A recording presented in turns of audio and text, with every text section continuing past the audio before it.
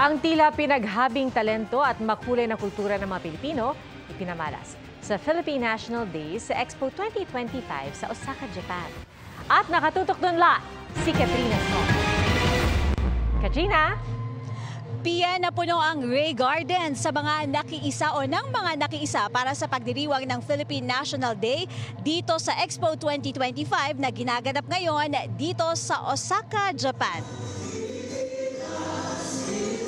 Iba't ibang cultural dance at mga awitin ng Pilipinas ang bumida sa pagdiriwang ngayong araw ng Philippine National Day sa Expo 2025 dito sa Osaka, Japan.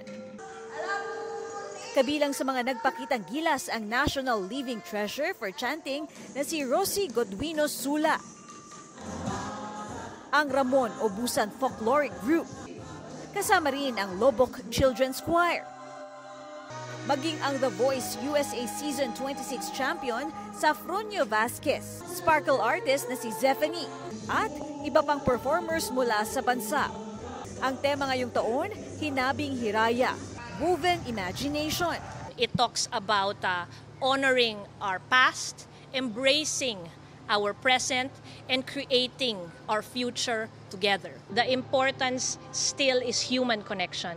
And in the Philippines, we continue to empower our people. We are happy that we have an opportunity that aside from what they can see in our pavilion, they will also be able to see our live performers and hear from our government officials about our relations with the Philippines and Japan and what they can expect by visiting our pavilion, but more importantly, by visiting, by investing, by touring the Philippines.